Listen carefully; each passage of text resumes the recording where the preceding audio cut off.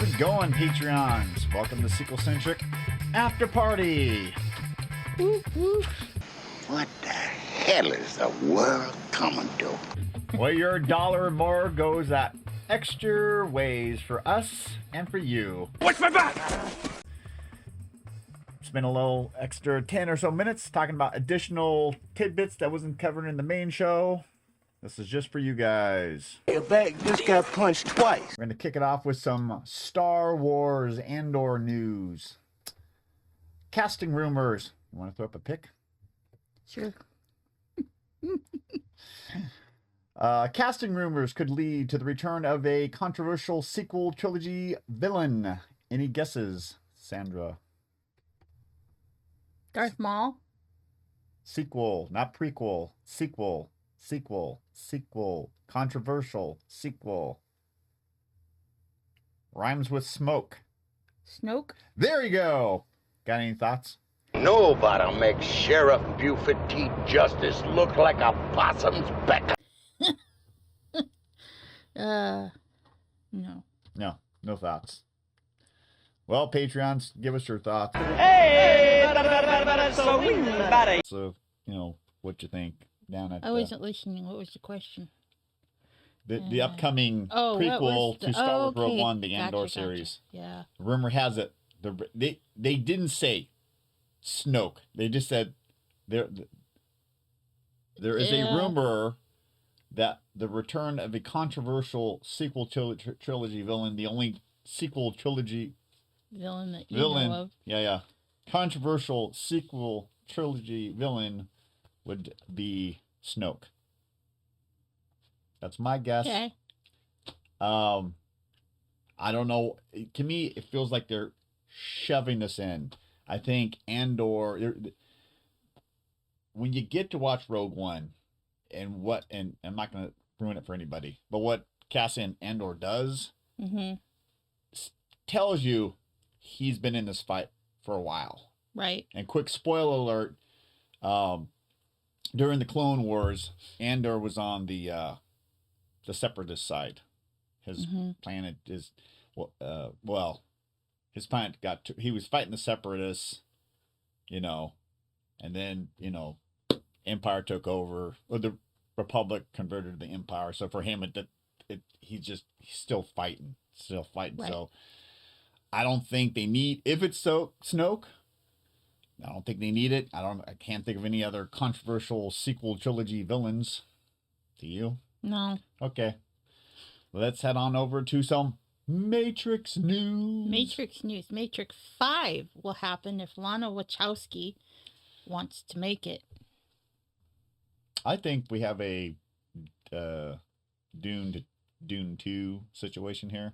Okay. With the current, 2021 Dune movie. I think if it does really well, if it did well, they're going to do a part 2, which obviously in the, Tidbits November that we just did, made enough money, they greenlit for part 2. Right. I think it might be one of two things. I think between theaters and HBO Max, I think there's enough people hungry for it. So like with Ghostbusters Afterlife, you got this IP that's 20. I mean, the first one dropped in 99, and then the second one came along in 2002. So the early aughts. So and people love the first one, and this is Matrix Resurrections. One could see it from the trailer, kind of a reboot or a restart.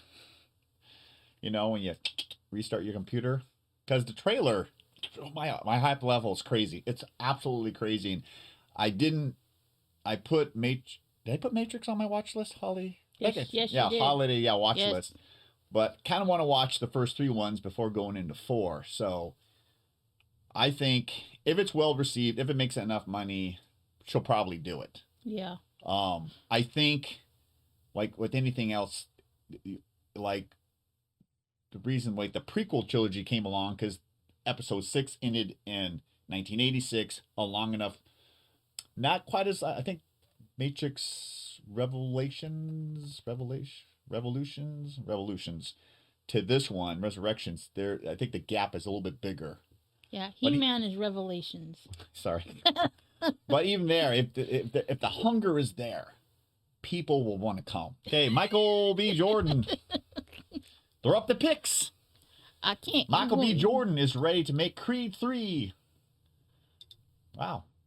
Look at that. Layers. We got layers here, Shrek. I'm like an onion.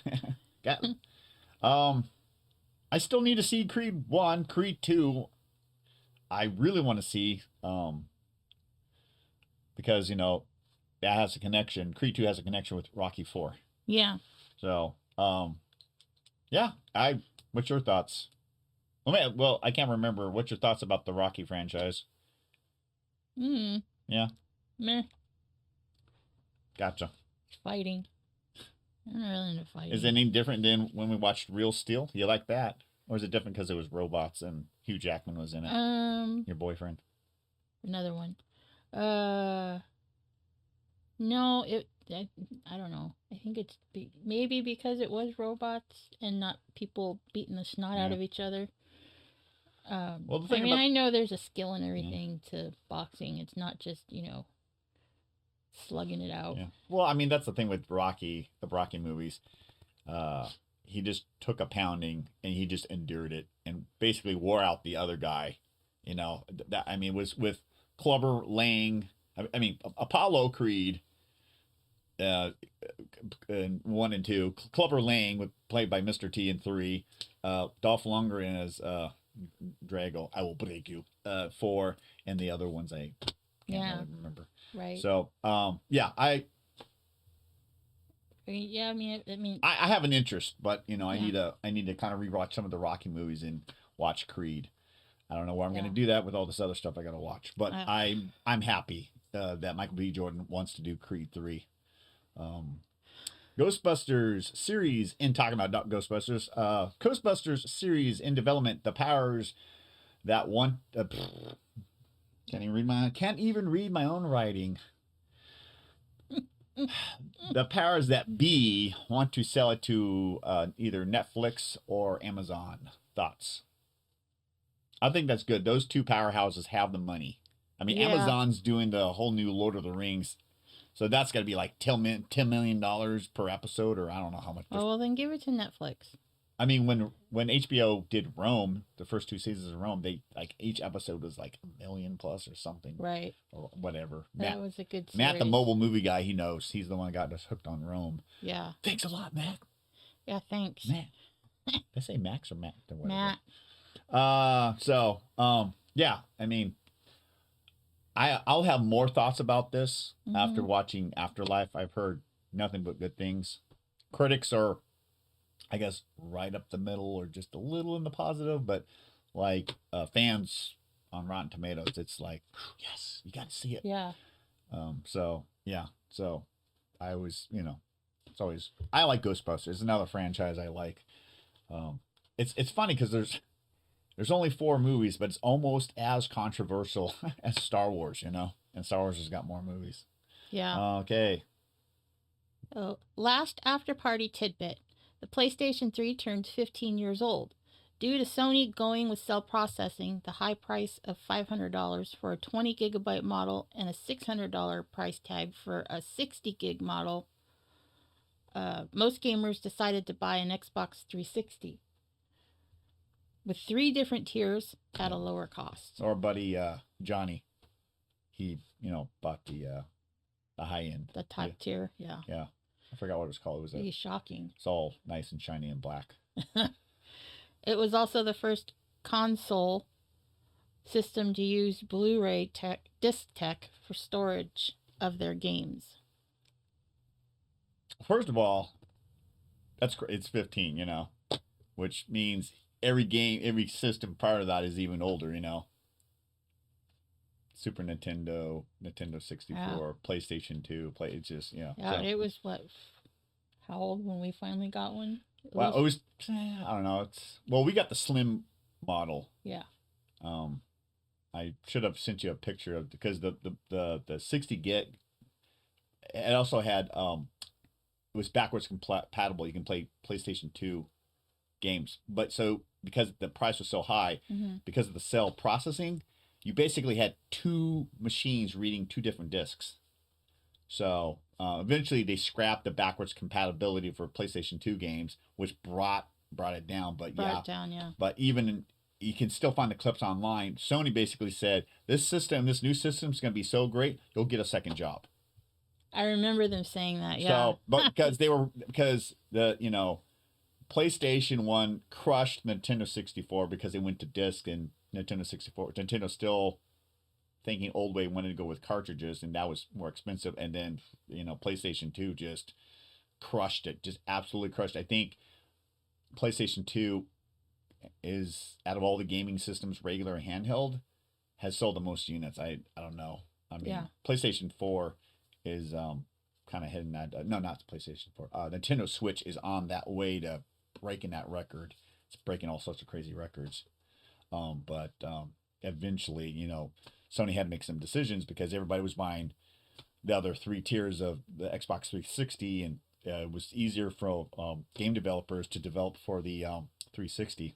That's why they said with Bayonetta 1, the superior version was the Xbox 360 over the PlayStation 3, because they had to have another company convert it or whatever from the regular format to cell processing, and it was a big thing. That's why, a lot of things like the Call of Duty franchise had Microsoft had all the new Call of Duty games came to Xbox first and then PlayStation 3, because it was easier to develop. Right. And once, they realized that they made a mistake, they made things super easy with PlayStation 4, and then, by trying to get some PlayStation 3 games over to PlayStation 4 because of that cell processing, it's a little bit more difficult. Okay. But happy birthday to PlayStation 3, 15 years of gaming. We still have ours hooked up. And that was our main Blu-ray player. Johnny told us to, if you're going to get a Blu-ray player, buy a PlayStation 3, because the software updates in that way, Yeah, he was our gaming expert. Yep. So thank you there, Johnny. If you ever watch this and pay $1, we thank you. So that's it for SequelCentric After Party. Thanks for listening to us and ramble about the PlayStation, all the other good stuff. And us? What's this us business? Listening to you ramble. Well, I know. I mean, we're both gamers. There's so much to say about the PlayStation 3. Yeah, there is. I like my PlayStation successful 3. But controversial. In the end, I think it squeezed out Xbox 360, but Xbox 360 had the lead on it for years.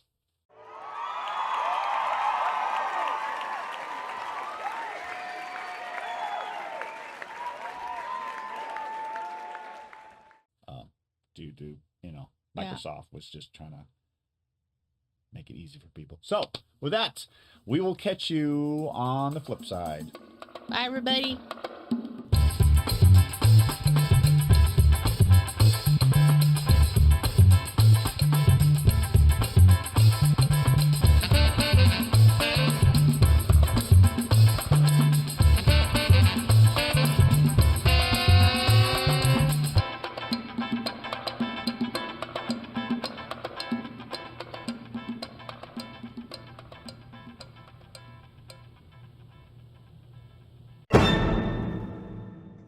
Excellent! The Running Man, America's favorite game show.